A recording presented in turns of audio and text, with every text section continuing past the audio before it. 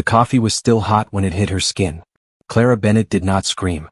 She pressed her lips together, drew a slow breath through her nose, and stood completely still as the dark liquid soaked through her white uniform and burned the flesh on her forearm. The pain was immediate and vicious, like someone had pressed a hot iron against her skin and held it there. But she did not cry. She had learned a long time ago that crying in front of people like this only made things worse. The ballroom fell silent for exactly 3 seconds. Before we begin, make sure you subscribe to Tales from Africa so you never miss a powerful story of love, betrayal and triumph. Now let's dive into it. It was the kind of silence that has weight to it, the kind where everyone in the room knows something terrible just happened but nobody wants to be the person who says it out loud. Champagne flutes stopped moving. Conversations died mid-sentence. Women in designer agbada and silk blouses glanced sideways at each other, then quickly dropped their eyes to their plates. The men did what men like them always do, they found something else to look at. Nobody spoke. Ryan Stone set the coffee pot back on Clara's tray with a soft, deliberate click. He was 28 years old, broad-shouldered, and dressed in a fitted white kaftan that had been tailored specifically for him in Milan. His face was handsome in the way that money often makes people handsome. Sharp features, clean skin, the permanent ease of someone who had never once stood in a queue. He looked at Clara the way someone looks at a stain on a carpet. Annoyed. Inconvenienced. Nothing more. That was careless, he said flatly. Clara's voice came out barely above a whisper. I'm sorry, sir. The truth was that the spill had not even been her fault. A guest had knocked her tray from behind, a sharp elbow, a careless turn, and a few small drops had landed on Ryan's sleeve. It was nothing. A damp patch the size of a coin. But Ryan had looked down at it, looked up at her, and then reached across and lifted the entire coffee pot.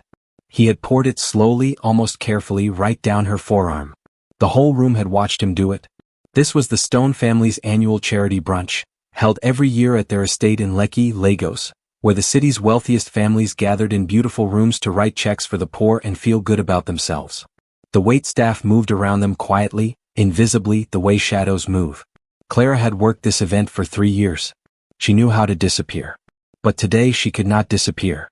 She was standing in the middle of the room with her arm burning and 80 people looking at her, and not a single one of them was going to help. Except one. She sat near the far window, slightly apart from the main tables, with a glass of water she had barely touched. Her name was Dorothy Webb. She was 43 years old, calm-faced, and dressed simply in a gray blouse and dark trousers. She had been invited because her organization worked with labor rights groups across Lagos and Abuja, and the Stones were considering a sponsorship. She had no reason to get involved in what she had just witnessed.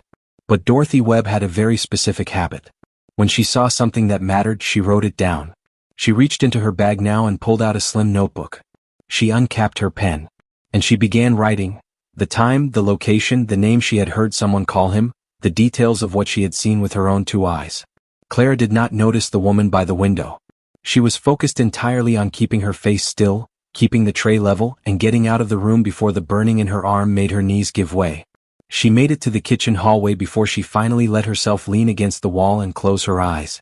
She pressed her free hand over the burn and breathed. Hold on, she told herself. Just hold on.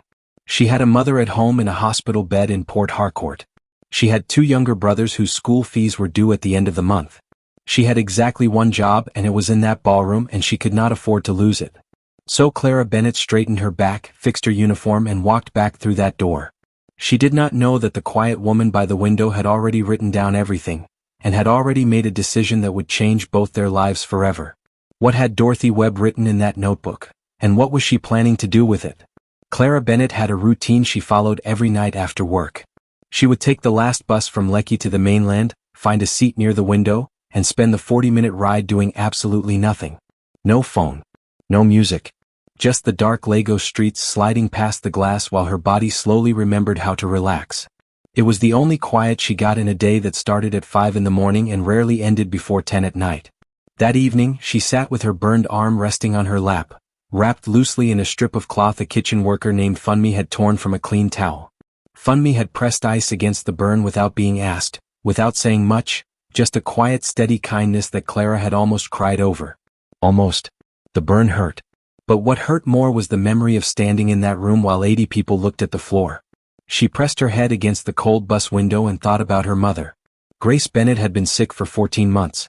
It had started as something small, fatigue, a cough that wouldn't leave, and then the test came back and the small thing had a long name and a longer treatment plan. The hospital in Port Harcourt was good but expensive, and Grace's insurance had run out in March. Since then, everything had fallen to Clara. Every bill, every medication, every form the doctors needed signed. Clara was 24 years old and had been carrying the weight of a full family since she was 19. She did not think of herself as strong. Strong was a word other people used about her, usually people who did not have to live her life. She just thought of herself as someone who had no other option. You either kept moving or everything collapsed. So she kept moving. She got home at 10:30 and found her brother Daniel still awake at the kitchen table, textbooks open, a cup of cold tea beside him. He was 17 and serious in the way that children who grow up too fast become serious.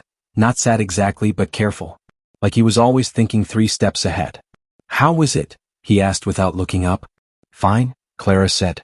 The way she always said it. Daniel looked up then. His eyes dropped to the cloth wrapped around her arm. He did not ask. He just looked at her with that quiet, steady gaze that reminded her so painfully of their father that she had to look away. "Eat something," he said softly. "There's rice on the stove." She was not hungry, but she ate anyway, standing at the counter in the small kitchen of their 2-bedroom flat in Yaba. The flat had a ceiling fan that wobbled dangerously, a window that didn't fully close, and walls that had not been painted since they moved in 6 years ago. But it was theirs. She paid for it. And that meant something. She called the hospital at 11. The night nurse told her Grace had had a calm day. Clara thanked her, hung up, and sat on the edge of her bed in the dark. She thought about Ryan Stone. Not with anger, she was too tired for anger. She thought about him the way you think about weather. It had happened. It had hurt. There was nothing she could do to change it. Men like Ryan Stone did not get consequences. They moved through the world leaving damage behind them, and the world simply rearranged itself to absorb it. Clara had seen it too many times to expect anything different. She did not know that across Lagos, in a quiet apartment in Victoria Island, Dorothy Webb was sitting at her desk with a laptop open and a notebook beside her. She did not know that Dorothy had spent the last 3 hours making phone calls. Dorothy Webb had not always run a foundation. Before that, she had spent 12 years as an investigative journalist for one of Nigeria's largest newspapers. She had written stories that brought down a state commissioner, exposed a construction fraud that had swallowed 4 billion naira in public funds, and interviewed survivors of labor abuse in factories across the South. She had left journalism not because she ran out of stories, but because she wanted to do more than write about suffering. She wanted to stop it. But she had never lost the instincts. And everything she had watched Ryan Stone do that afternoon had activated every single one of them. She had already found 3 former Stone Industries employees through her network, people who had been dismissed quietly, paid off with small settlements and non-disclosure agreements that had never fully silenced them. One woman had worked in their Port Harcourt office. She had a story. 2 others had stories too. Dorothy typed a name into her search bar. Ryan Emeka Stone. The results loaded slowly. Then all at once. She leaned forward, her eyes moving quickly across the screen, and the further she read, the more still she became. This was not a young man who had made one mistake at a charity brunch. This was a pattern. How deep did Ryan Stone's history of cruelty actually go, and was anyone powerful enough to stop him? Dorothy Webb did not sleep that night. By 2 in the morning she had filled 6 pages of her notebook with names, dates, and amounts. By 4 she had sent 12 emails. By the time pale gray light began to creep through her apartment window, she had built something that looked less like a complaint and more like a case. Ryan Stone had been reported 3 times in 4 years. The first report came from a junior female staff member at Stone Industries headquarters in Lagos. She had filed a formal harassment complaint with the company's HR department after Ryan, then a senior director, had publicly humiliated her during a board presentation, shouting, throwing a folder across the table, and telling her in front of 11 colleagues that she was too incompetent to deserve her salary. The complaint had been received, acknowledged, filed, and then quietly buried. The woman had resigned 2 weeks later with a small payout and a document she had been pressured to sign. The second report involved a driver named Samuel who had worked for the Stone family for 9 years. One afternoon, Ryan had struck him across the face in the compound of their Lekki estate because Samuel had brought the wrong car around. A guard had witnessed it. Samuel had gone to the police. The matter had been settled within 48 hours, not in a courtroom but in an office with money and a warning. The third report was the most recent.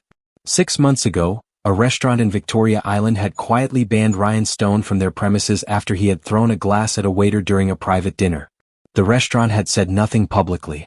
Their business depended on customers exactly like the Stone family. 3 reports. 3 silences.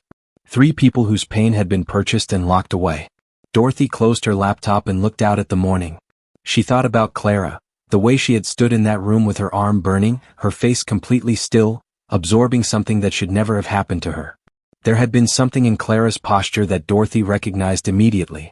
It was the posture of someone who had been enduring things for so long that endurance had become their entire personality. It was the posture of someone who no longer expected the room to help. Dorothy had worn that posture herself once. A long time ago. She picked up her phone and called a contact she had not spoken to in 2 years. His name was Charles Adeyemi, and he was one of the most respected financial regulators in Abuja. They had met during an investigation she had run years ago. He had been a source, careful and principled, someone who believed that accountability should not stop at the office door of wealthy men. He picked up on the 3rd ring. "Dorothy," he said, his voice carrying the mild surprise of a man who knew that a call from her this early meant something serious. "Charles," she said, "I need you to listen to something. And then I need you to tell me honestly whether what I'm about to describe crosses any lines that your office has the authority to act on." She talked for 20 minutes. He listened without interrupting. When she finished, there was a long pause. "Send me everything," he said finally. "Every document. Every name." Dorothy allowed herself one small breath of relief. "It'll be in your inbox within the hour." She hung up and immediately made a second call, this one to a woman named Blessing Ease, a labor rights attorney based in Port Harcourt who had spent the last decade fighting cases that larger law firms refused to touch. Blessing was sharp, tireless, and had a particular hatred for powerful people who believed the law was something that only applied to others. Blessing answered before the second ring. "Talk to me," she said. Dorothy talked. By the time she was done, Blessing was already asking questions. Specific, precise, dangerous questions. The kind of questions that, when asked in the right rooms, had a way of making walls come down. Meanwhile, across the city, Clara Bennett was already on her feet. She had woken at 5, wrapped her arm carefully, made tea she barely tasted, and taken the early bus back to Lekki. She had a shift. She could not afford to miss it. The burn had settled into a deep, steady throb that she moved around carefully, like a wound she had learned to carry. She did not know that 2 women, one in Victoria Island, one preparing to board a flight from Port Harcourt, were already pulling on threads that connected directly to the man who had hurt her. She did not know that her name had been written down and remembered. She simply showed up, like she always did, pressed her uniform, fixed her hair, walked through the service entrance with her chin level and her face calm. And somewhere in the city, the first wall had already begun to crack. What would happen when the documents Dorothy sent reached Charles Adeyemi's desk? And would the Stone family's money be enough to stop what was coming? Gerald Stone was a man who had built everything himself. He was 61 years old, broad-faced, and carried the particular kind of quietness that belongs to men who have survived real hardship and come out the other side with something to show for it. He had grown up in Enugu with very little, a father who worked in a coal yard, a mother who sold groundnuts outside a primary school gate. He had clawed his way through university on a partial scholarship, started his first business at 26 with borrowed money and a single-room office in Surulere, and spent the next 3 decades building Stone Industries into one of the most respected conglomerates in Nigeria. He had done it through discipline, through sacrifice, through an almost religious belief that a man's name was the most valuable thing he owned. Which was why the call from Charles Adeyemi's office on a Tuesday morning hit him like a physical blow. He sat behind his large mahogany desk on the 14th floor of Stone Industries headquarters in Lagos and listened as his personal attorney read him the contents of a regulatory inquiry that had been formally opened the previous afternoon. His face did not change. His hands stayed flat on the desk. But something behind his eyes shifted, something slow and heavy, like a door closing in a house that had always been open. The inquiry was focused on Ryan. Not the company. Not Gerald himself. Ryan. But Gerald Stone knew better than most that in business, there was no clean separation between a man and his name. What touched one touched everything. He dismissed his attorney and sat alone in the office for a long time. He thought about his son. Ryan had been a difficult child, not cruel, not then, just restless and impatient and always slightly bored by everything the world offered him. Gerald had told himself it was energy. Told himself the boy would grow into himself, settle down, find purpose. He had given Ryan a senior position in the company at 25 because he believed that responsibility shaped character. He had defended Ryan when complaints came, not loudly, not dishonestly, but in the quiet, persistent way that fathers defend sons. A word here. A settlement there. A problem managed before it could become a headline. Gerald had told himself he was protecting his son. Sitting at his desk now, he was beginning to understand that he had been protecting something else entirely. He had been protecting his own inability to look directly at what Ryan had become. His phone buzzed. His assistant's voice came through the intercom. "Sir, there's something trending on social media. Our PR team is asking for guidance." Gerald closed his eyes briefly. "Send it to my screen." What loaded on his computer made his chest tighten. Dorothy Webb had not gone to the press directly. She was too experienced for that. Instead, she had shared the documented accounts of the 3 former Stone employees, with their full permission, through her foundation's verified social media platforms. No sensationalism. No dramatic language. Just clean, precise facts. Dates. Positions held. What had happened to them? What had happened after they reported it? The accounts had been shared 4,000 times before noon. By 2 in the afternoon, the story had been picked up by 2 major online newspapers. By 4, a television station in Abuja was running a segment. The comments were not kind. The names being used to describe Ryan Stone in public were names that no amount of money could easily wash off. And then someone posted the video. A guest at the charity brunch had filmed the coffee incident on their phone. Not to report it, probably just out of the mild, detached curiosity that people sometimes feel when watching something they know is wrong but do not intend to stop. They had posted it privately. But privately on the internet means almost nothing, and within hours it had found its way onto every major platform. 80 seconds of footage. Ryan Stone. The coffee pot. Clara's arm. The room full of people who said nothing.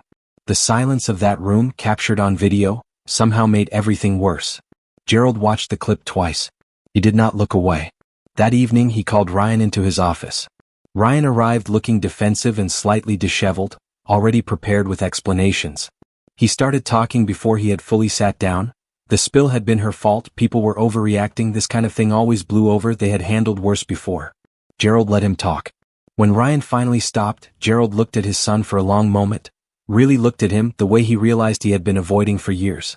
"I'm freezing your access to company accounts," Gerald said quietly. "Effective tonight." Ryan stared at him. "Dad.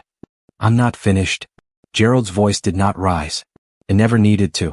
"You're being removed from your directorship pending the outcome of the regulatory inquiry. The lawyers will contact you tomorrow morning with the formal details." The color drained from Ryan's face. "You can't be serious." "I have spent 30 years building something that means something," Gerald said. "I will not watch it become a symbol of everything I built it against." He paused. "You did this, Ryan. Not them. Not the internet. Not that woman with the notebook. You." Ryan left the office without another word. Gerald sat alone again in the quiet room, the city glittering far below his window, and felt the specific grief of a man who had finally done the right thing about 20 years too late. With his accounts frozen and his reputation collapsing publicly, how far was Ryan Stone about to fall? And was there anything left that money could not fix? Ryan Stone had never stood in a queue before. Not a real one. Not the kind where you arrive early and still end up near the back, shifting your weight from foot to foot while time moves slowly and nobody cares who you are. He had always had people for that. Assistants, drivers, staff who handled the small indignities of ordinary life so that he never had to experience them personally. But on a Wednesday morning, 11 days after the charity brunch, Ryan Stone stood in a long queue outside a government office in Lagos Island, holding a numbered ticket and wearing a plain blue shirt that had come from a regular shop. No kaftan. No cufflinks. No personal assistant standing 2 steps behind him with a phone and a schedule. Just Ryan. And the queue. And the slow crawl of consequences. His accounts had been frozen for 9 days. The regulatory inquiry had moved faster than his lawyers had predicted. Or perhaps his lawyers were no longer trying as hard as they once had, now that the Stone family name was trending for the wrong reasons and taking on his case carried its own professional risk. 3 of the former employees Dorothy had located had agreed to give formal statements. Blessing Ease was coordinating their legal representation from Port Harcourt with the focused energy of someone who had waited years for exactly this kind of opening. The press had not been kind. But what hurt more than the press was the silence from people Ryan had considered friends. The group chats had gone quiet. The invitations had stopped. A man he had known since secondary school, someone who had laughed with him at countless dinners, someone whose wedding Ryan had attended, had publicly unfollowed him on every platform. Not a word. Just gone. Ryan had sat in his apartment the first few nights feeling something he did not immediately recognize because he had so rarely felt it before. It was shame. Not the performance of shame that he had offered his father briefly in that office. The slightly wounded expression, the defensive posture. This was the real thing. It arrived quietly in the middle of the night, sitting heavy on his chest while he stared at the ceiling. It replayed things. The coffee pot in his hand. The sound it made against the tray. The way Clara had stood there with her arm burning and said, "I'm sorry, sir," apologizing to him, the person who had just hurt her, because that was the only option the room had left her. He had watched the video himself. He had made himself watch it. He did not recognize the man in the footage. Not because the man looked different, but because watching yourself from outside, watching the casual, almost bored cruelty of it, showed you something that the inside of your own head never quite let you see clearly. His father had not called since that evening in the office. Gerald Stone, however, had not been idle. While Ryan was navigating the slow collapse of his former life, Gerald had done something that nobody in his circle had expected. He had requested a private meeting with Dorothy Webb. They had met in a small conference room at Dorothy's foundation office in Victoria Island. A modest space with plain furniture and stacks of folders that Gerald suspected contained the documented suffering of hundreds of people his industry had touched and never thought about twice. Dorothy had not been hostile. She had not been warm either. She had simply been direct in the manner of someone who had long stopped being impressed by powerful men and was only interested in what they intended to do. Gerald had listened more than he spoke, which was unusual for him. Dorothy had told him about Clara. Not just the brunch, everything. She had done what she always did before these meetings. She had investigated. She had found out about Grace Bennett in the Port Harcourt Hospital. She had found out about the school fees and the two-bedroom flat in Yaba and the 5:40 morning bus. She had found out about Clara's father, Henry Bennett, who had worked as a senior structural engineer on 3 of Stone Industries' most profitable early projects in the 90s, a man whose technical contributions had been significant and quietly absorbed into the company's foundation without his name ever being attached to them. When Dorothy laid this information on the table, Gerald Stone went very still. He had known Henry Bennett. Not well, but he had known him. A quiet, precise man who had died too young. Gerald had sent flowers to the funeral. He had not thought about him since. The realization settled over Gerald slowly, that the daughter of a man who had helped build his empire had been standing in his ballroom serving coffee, burning her arm in silence while his son poured cruelty over her like it was nothing. He drove home that evening in complete silence. His driver, a man named Joseph who had worked for the family for 16 years, glanced once in the rearview mirror and said nothing. Joseph had learned long ago how to read the particular silences of Gerald Stone. This one was different from any he had seen before. This one had the texture of a man reconstructing something inside himself, pulling out old foundations, examining them honestly for the first time, and understanding with quiet devastation exactly how much weight they had been carrying. Gerald picked up his phone and called Dorothy back before he reached home. "Tell me what she needs," he said simply. Dorothy paused for just a moment. Then she told him. What had Dorothy asked Gerald to do for Clara, and would it be enough to repair what had been broken, or was some damage simply too deep to reach? 3 months passed quietly. Lagos moved the way Lagos always moves, loud and fast and indifferent to the private storms of the people living inside it. The Stone Industries story faded from the headlines gradually, replaced by newer scandals and fresher outrage. The internet found other people to be angry about. The television segments moved on. But for the people at the center of it, nothing had simply moved on. Clara Bennett no longer took the 5:40 morning bus. It was a small thing, but it meant everything. She now left home at 7:30, dressed not in a white service uniform but in a neat navy blazer and dark trousers, carrying a laptop bag that Dorothy Webb had bought her on their 3rd meeting together. She worked 3 days a week at Dorothy's foundation office in Victoria Island, and 2 days remotely from the flat in Yaba, helping coordinate outreach for workers across Lagos and Port Harcourt who had experienced workplace abuse and had nowhere to turn. She was good at it. Surprisingly, naturally, almost painfully good at it.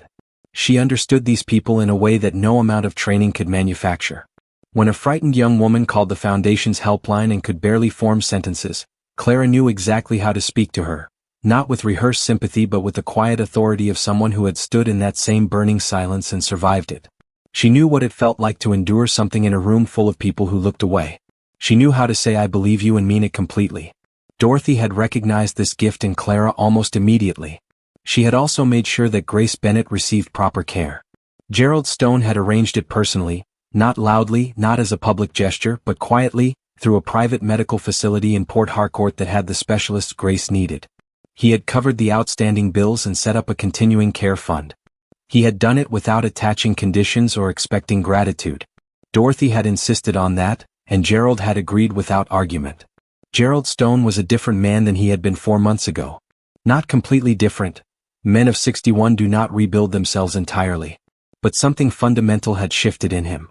He had restructured the company's HR processes personally, bringing in an independent oversight body to handle staff complaints.